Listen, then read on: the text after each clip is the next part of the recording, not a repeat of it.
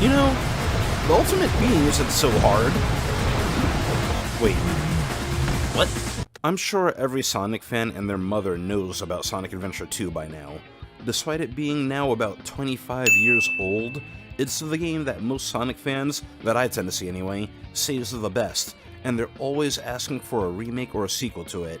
As someone that's never played it before, the question I'm here to ask is, was Sonic Adventure 2 really that great? Or are a lot of people just looking back at it through rose-colored nostalgia goggles? Hello everyone and welcome back. My name is Argonaut, and in this video I'm going to be taking a look back at Sonic Adventure 2 Battle, including its development history, story, gameplay, and music and graphics, along with my thoughts on it. But before all of that, if you like this video and want to see more like it, then feel free to click that subscribe button to keep up with me. I'd really appreciate it. And now, with all that shameless promotion out of the way, on with the video. After Sonic Adventure released to critical and commercial success on the Dreamcast back in 1998, unfortunately, it wasn't enough to stop the Dreamcast from failing, and Sega as a company was a sinking ship.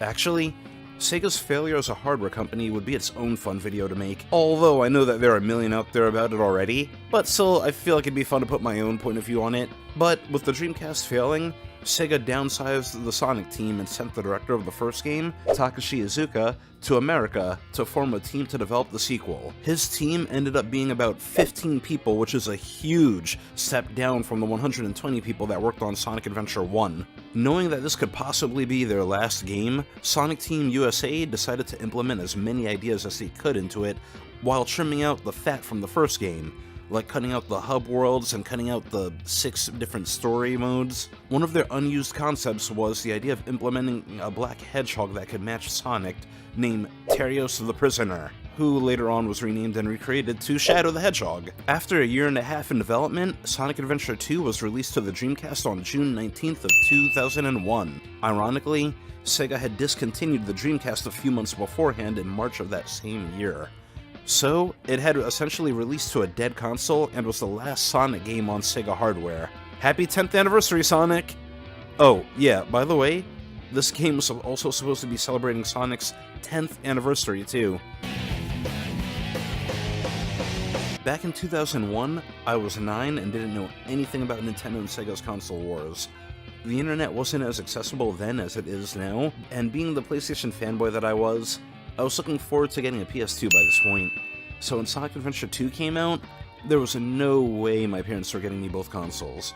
And of course, by the time I'd heard about the Dreamcast's downfall, I was certain I'd made the right choice. Although I'd always wanted to play Sonic Adventures 1 and 2, but growing up, 2 of my closest childhood friends would always just say, I don't want to oversell it, but it changes you forever. And go on about how amazing Sonic Adventure 2 Battle was, and all the fun that they had playing multiplayer together, and despite all the modern Sonic games I played, from Heroes onward, and all the classic Sonic games I played through the Sonic Mega Collection Plus, I was always left to feel like I missed out, like Sonic Adventure 2 was just the magnum opus of Sonic that I would never get to experience.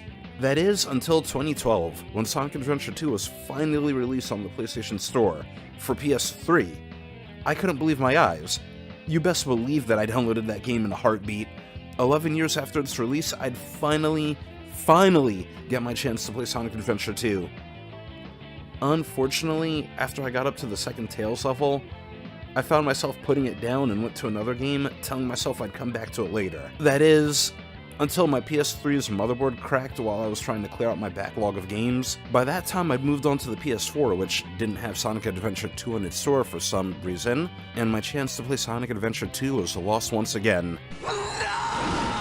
That is, until now. I traded in my old PS3 for a new one, and was looking through the old games I'd purchased on the store, and saw Sonic Adventure 2. So now, without taking any more chances, I'm finally playing Sonic Adventure 2 25 years later. In Sonic Adventure 2, you get 2 different stories to start with, the hero story and the dark story. Now, you obviously need both parts of the story to understand the whole plot, so I'm going to try to explain what happens in the story as a whole. Everything starts off with Eggman breaking into a government facility to find an ultimate weapon his grandfather worked on before the government shut it down. After tearing through the facility, we learn that it's a black hedgehog that looks sort of similar to Sonic, named Shadow. Agreeing to grant Eggman a wish for releasing him, Shadow tells him to bring more Chaos Emeralds and meet him at a space station that his grandfather created called the Ark. We later on see that Sonic got arrested by an organization called Gun for Shadow breaking out and robbing a Chaos Emerald from a bank, which is a bit weird because wouldn't the government know exactly what Shadow looks like, seeing as he was in one of their facilities for like 50 years? Also, the news got a pretty clear shot of him here. That's clearly not Sonic. But whatever, we get what's probably the best Sonic opening level of all time, with Sonic escaping custody and proceeding on a rampage through the city streets, causing millions of dollars of damage as he tries to get away from the military. Later on, he encounters Shadow, as Shadow uses the Chaos Emerald he stole to use a power called Chaos Control, which lets him temporarily control time and space to teleport away. After which, Sonic gets recaptured by the military again, which is also kinda weird. I mean, how did they get him? But elsewhere, we see Knuckles trying to stop a jewel thief named Rouge from stealing the Master Emerald. But Eggman then suddenly appears to try and steal the emerald for himself, causing Knuckles to shatter the emerald into shards which get scattered far and wide to prevent either of them from taking it. And I mean, that's basically Knuckles' whole story. I'm not really going to talk about him again. After following Eggman through a teleporter, Rouge ends up joining up with Eggman and Shadow and heading with them to a government-owned island called Prison Island in a plan to steal the rest of the Chaos Emeralds that the government just leaves hanging around a room for some reason, and blow up the island, except for one Chaos Emerald which was given to Tails for saving a town. Speaking of Tails, he's also on his way to Prison Island to rescue Sonic after Sonic got captured by the government. And while on the way, Tails encounters Amy, who's on the brink of being captured by Eggman after she spots him, Shadow, and Rouge. Turns out she was also on her way to free Sonic too. Eggman ultimately doesn't have time to deal with this since he has his whole plan in place, and he leaves. Meanwhile, Amy and Tails go on to free Sonic, and when Amy lets Sonic know that she saw Shadow, Sonic goes in search of him. And after having a quick skirmish with Shadow, Sonic learns that the islands are going to explode and gets himself, Tails, and Amy out of there in time. Meanwhile, Eggman and crew get away with the Chaos Emeralds and head back to the Ark. There, we finally learn why they needed the Chaos Emeralds. It was so they could power a giant laser that was on the Ark called the Eclipse Cannon. After showing a demonstration of that power to the people on Earth by blowing away a chunk of the moon, Sonic, Tails, and Amy end up bumping into Knuckles. And I mean, literally, Knuckles just randomly pops out of a manhole cover next to them, and they head to Eggman's secret base to steal a rocket to head up to the Ark. After landing on the Ark, Knuckles immediately bails to go look for the Master Emerald shards, and Sonic and friends come up with a plan to put a fake emerald that Tails created, because Tails can just do that now, into the colony laser's firing system to reverse the energy flow of the other emeralds and destroy the cannon. But, while Sonic leaves to go put the fake emerald into the firing system, Eggman captures Amy and Tails, and in what I think is the best Eggman moment ever, he figures out that there are two Chaos Emeralds and orders Sonic to head back to him and hand him over the real one. And, while Sonic thinks, I'll just hand him this fake emerald and let him blow up the cannon himself, Eggman traps him and ejects him and the fake emerald out into space in a pod that's set to explode, while Eggman then takes the real emerald from Tails. And in one of the greatest ass pulls in Sonic's history, Sonic is able to use the fake emerald to use Chaos Control to teleport back into the space station before the pod blows up. I mean, first off, Tails creates an emerald that's so close to the real thing, you can use Chaos Control with it. I mean, why doesn't he do this more often?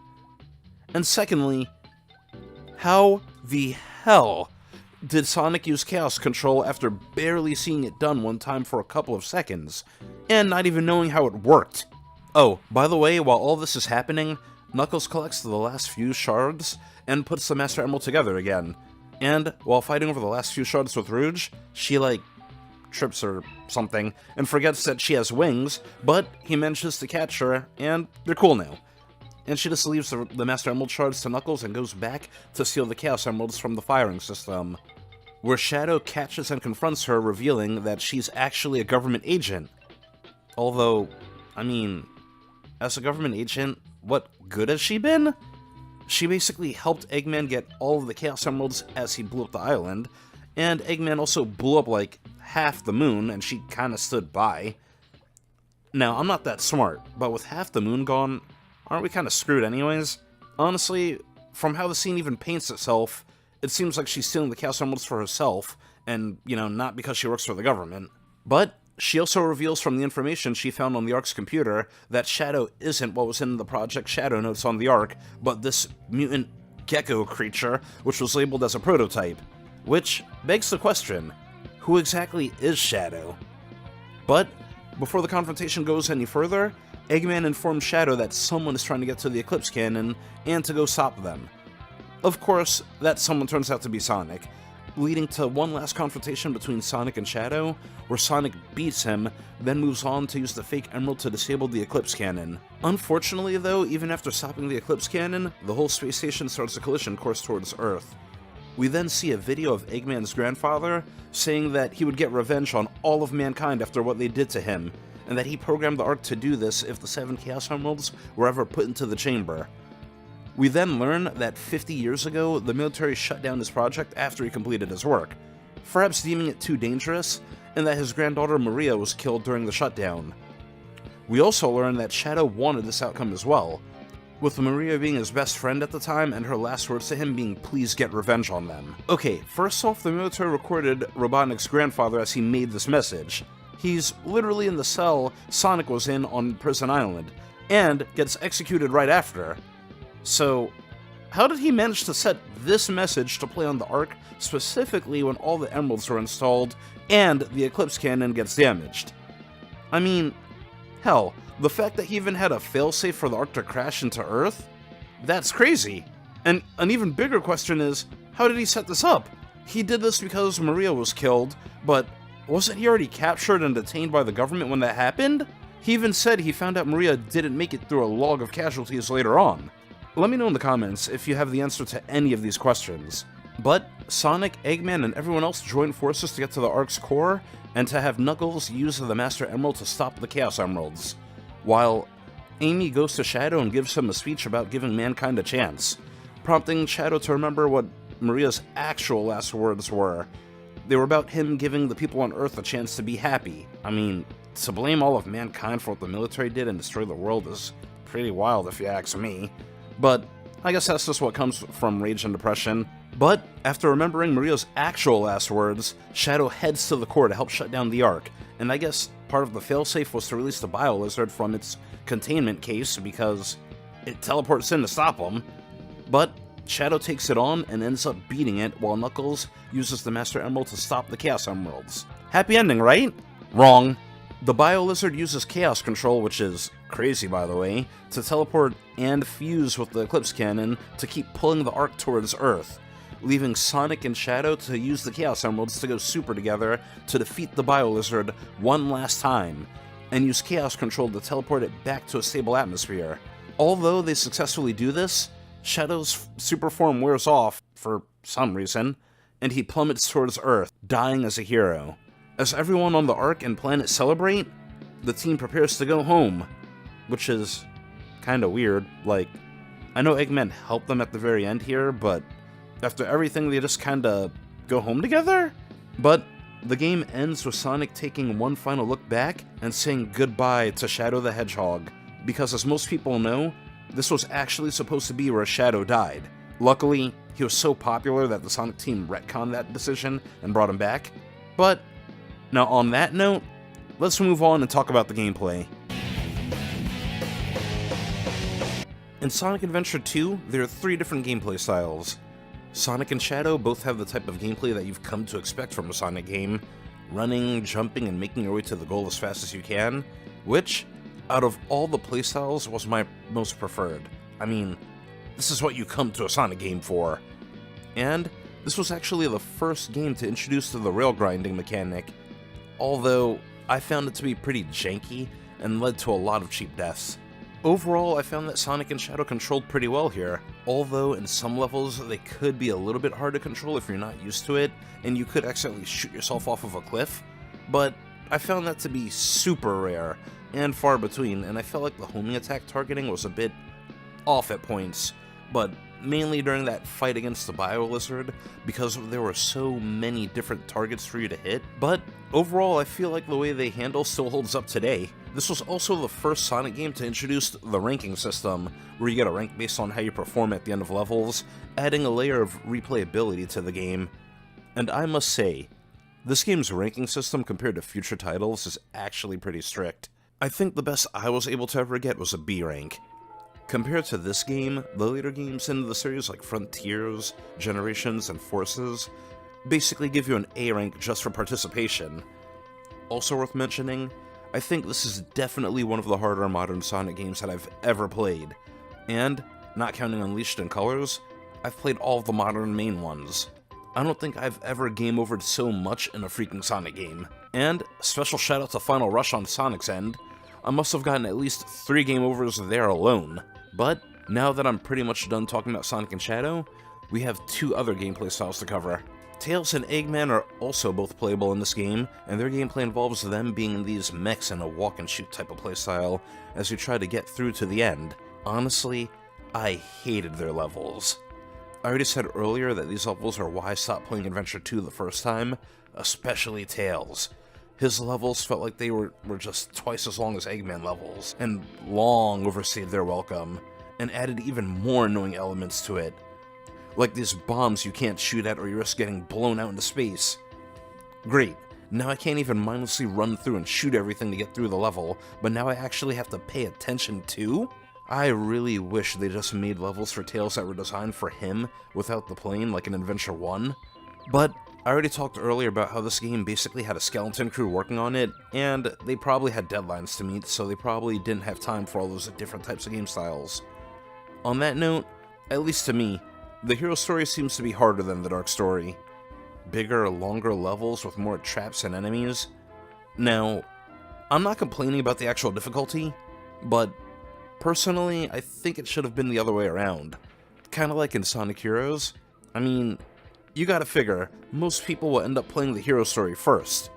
It's a Sonic game, we're here for Sonic. That's where you should have the game introducing you to and getting used to all the elements in it, then really crank up the difficulty when the player goes to the dark story. But, on that note, let's move on to the last type of gameplay, Knuckles and Rouge. With Knuckles and Rouge, we end up seeing treasure hunting making its return from the first adventure game, where you search big areas and look high and low for the emerald shards. You're able to fly around pretty freely and scale up pretty much any surface. I was okay with this playstyle. Like, I didn't hate it, but they changed something pretty significant from it between the first adventure game and this one. And that's the fact that your sonar works on one shard at a time, instead of any shard like in the first adventure game.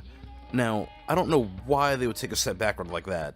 I have a shot here of me finding a shard, but my radar not going off because it wasn't the one the game wanted me to find just yet. Besides that, my number one issue with this, and, I mean, with this game in general, was the camera. You have to fight the camera in this game so often for everything. I can't tell you how many times I died or missed something because the camera would get stuck behind a wall and get stopped from rotating a certain way. But at the same time, I feel like a lot of games in that time period had issues with the camera. Remember the original Kingdom Hearts? But if they at least had a sonar that picked up on any shard instead of one at a time in an established order, I would have liked this mode way more. Along with all these game modes, the Chow Garden also returns, where you're able to raise a shower or something and have it compete in various games. Honestly, after spending some time here, I decided this wasn't for me. I didn't like the Chow Garden that much in the first adventure game, and I didn't much like it here. Along with that, it's not like I have any friends to play this game with anyway, so I don't actually know how any of the versus content is in this game. While I can't speak for the Chow Garden versus stuff, treasure hunting against a friend seems like it'd be pretty fun. Oh, and lastly before I move on, while I did really like the Supersonic section, try saying that 3 times, in this game, I felt like it was an improvement over the first, and how cool was it that you got to fight in space. Nowadays, so many other Sonic games do similar, but as far as I know, this was the first time for a 3D Sonic game to do it. And you just feel so cool dodging all the lasers or whatever else the Proto-Lizard throws at you to take it down. But still, it felt a little bit weird to me, like I wasn't able to move in a vertical axis, but just a horizontal one for whatever reason. If I wasn't able to hit the weak spot on the prototype lifeform on my first try, my characters would be too low to give it another try, forcing me to switch over to the next one. Obviously, this was done by design, whether you hit it or not, but I just found it weird. Personally, I think what would have been kinda cool is if they increased your ring depletion slightly, and made it so you'd be able to switch characters manually with the press of a button mid-battle when you were running low on rings, and the character you're not using would gain rings off-screen. But in hindsight, that's just what I think would make it better. But now, onto the music and the graphics of the game. For the graphics of the game, Sonic Team used a modified version of the engine that was used for Sonic Adventure 1, so it basically looks like a better version of that. And personally, I think this time around, they were able to do better with the facial expressions. Sonic doesn't do that weird motion he was doing in Adventure 1 when he talks anymore. I think for a game from 25 years ago, it still looks really good. Although I do think some of the characters look a little bit stiff in their movements during cutscenes and whatnot. And Sonic's shoes from the game are still notable to this day. And funny enough, if you didn't know this already, they were put on Sonic to promote a shoe brand called Soap. Yep, those shoes were just for a shoe promotion. And now, for the music of this game. I think that Sonic Adventure 2 has some of the most notable music in the entire franchise that still holds up today. With the Live and Learn being probably the most notable Sonic game theme of all time, and personally, I was a fan of Rouge's theme, Flying the Freedom, but one thing that needs to be said is with how good the music is, it's so good, it overpowers the characters talking. And I mean in practically every cutscene, you can barely hear what the characters are saying since the music overpowers them. Thank God for the subtitles, or else I would have missed so much dialogue. I looked up to my grandfather because of all the great things he accomplished in his life. He was my hero, and I wanted to be a great scientist like him. But I'm sorry, what? What'd he say? And also, some of the characters' dialogue kind of bleeds into each other. Character A will barely finish their sentence, or actually be mid-sentence, when character B starts talking right over them. You never cease to surprise me, Blue Hedgehog. I thought that capsule you were in exploded in space. You know, what can I say? I die hard. But, I mean, personality-wise, though, I think this actually works when Sonic does it to other people. He actually seems like the kind of guy to cut people off mid-sentence. Also, this may just be me, but I kind of wish they said goodbye Shadow the Hedgehog throughout the game instead of sayonara Shadow the Hedgehog. I feel as if the line would have hit a bit harder if that were the case, but hey, that's just me. Now, let's move on to see how the game did after it released. After Sonic Adventure 2 was released, it sold a total of about 500,000 copies worldwide, which is crazy considering that it came out for a discontinued system, making it the last Sonic game to ever come out for Sega hardware, as I said at the beginning. And after Sega became a software developer, the game was ported and had a few more Versus maps added to it, and some small fixes, and it was sold as Sonic Adventure 2 Battle, which came out to the GameCube in America on February 11th of 2002, and later got ported to the PS3, 360, and was put on Steam. Sonic Adventure 2 would also even go on to get put in live-action form with Sonic the Hedgehog 3, and along with that, Shadow and Rouge also became recurring characters in the franchise. Although, personally, I feel like Sonic Team doesn't fully know what to do with Rouge anymore. As someone that didn't have any rose-colored nostalgia goggles on and played this game for the first time 25 years after its release, I thought this game was alright. I found that the Sonic gameplay was fun. I just didn't like that the grinding sessions were a bit janky. I definitely could have lived without Tails. And I would have loved to play the Knuckles sections with a radar that worked for any Emerald Shard at any time. Hell, imagine if they threw in a bad AI opponent that you had to race against for like 1 or 2 of the Knuckles levels. For its time, it probably was the best 3D Sonic game. although it was just kind of competing with Sonic Adventure 1 at this point. And while I do think it was janky at points and had flaws with its horrible camera and probably the worst audio mixing I've ever heard, I do think this is the most influential Sonic game of the 3D era. You hear more people talk to and refer to this game way more than you ever hear them talking about the first one. Unfortunately, I doubt Sega will ever remaster this game or make a Sonic Adventure 3, as it seems like they're putting their efforts into a new direction with Sonic Frontiers. Although, I think they should have done it when Sonic the Hedgehog 3 was coming to theaters to push the whole Year of Shadow thing, but the closest we'll probably get is Shadow Generations, and hey, that's pretty close, right? In conclusion, was Sonic Adventure 2 overhyped? Personally, I think if you didn't play it back then yes. I think we've had better Sonic games since then, although this and Adventure laid the groundwork for them, and if we had an actual Adventure 3 where they had more staff to develop it, then I think that game would have been legendary. But those are my thoughts on Sonic Adventure 2. Did you agree? Did you disagree? What are your thoughts on Sonic Adventure 2? Do you think it was overhyped, or do you think that it met the hype? Let me know in the comments section down below. I'd love to hear from you.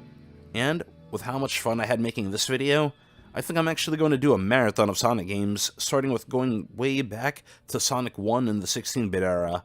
I hope you guys look forward to it, and with all that being said, I'll see you all next time. Thanks so much for watching.